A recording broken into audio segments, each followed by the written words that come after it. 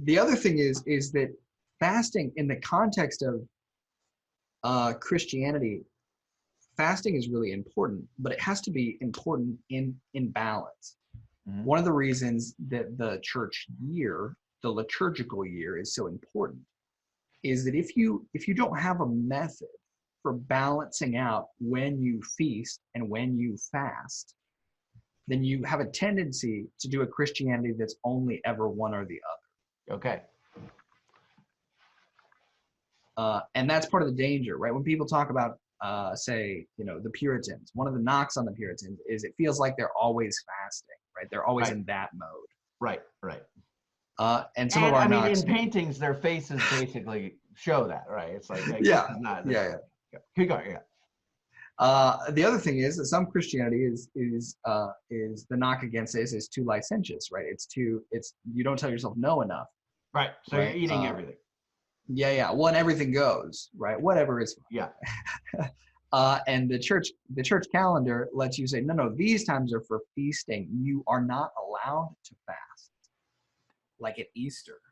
Mm-hmm. These times are for fasting. This is when you should exercise your will. Right. So, I mean, so that's, in other words, like the liturgical calendar is extremely helpful, is an extremely helpful tool that has been developed over millennia by faithful Christians trying to enact and live out their human lives in a way that glorify God, the God and Father of Jesus Christ. So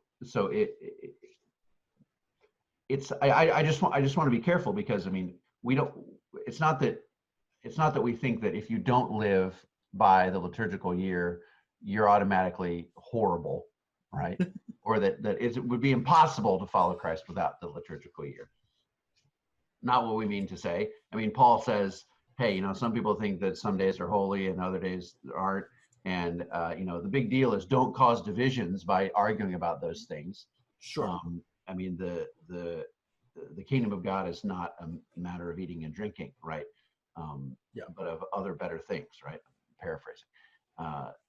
So I just want with that proviso, but at the same time, it's difficult, I think, and some maybe Adam, would you say it's impossible? I don't know.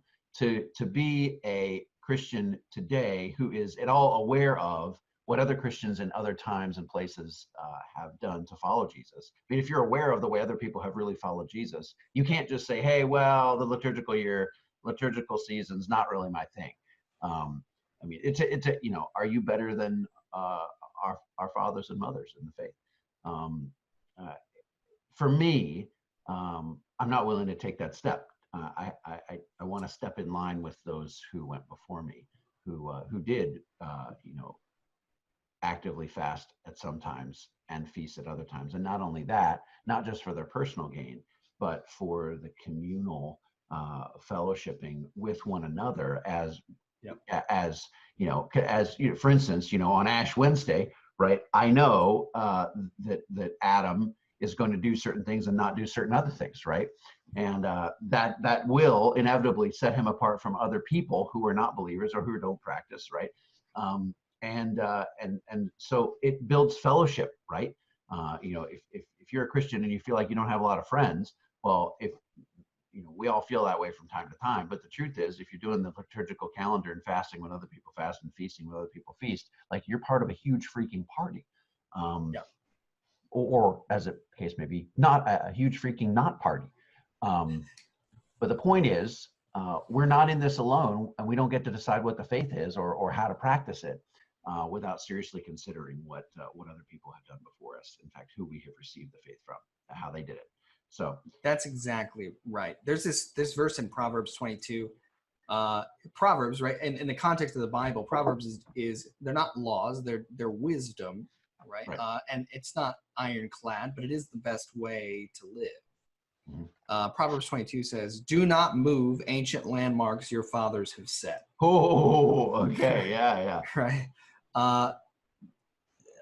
Not that your fathers can't ever be wrong, but it's foolish to imagine that you have a full grasp on the situation and that you're so much smarter than everyone else. Yeah. That's foolishness. Yeah.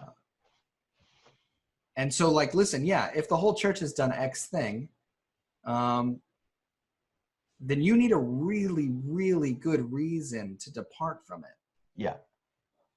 And that good reason can't be, well, there's certainly other viable ways.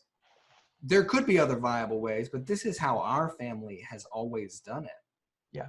And if you're departing from it, if you're causing disunity, if you're departing from it, it needs to be because it's bad. Yeah. Not just because you think other ways are equally good. Yeah.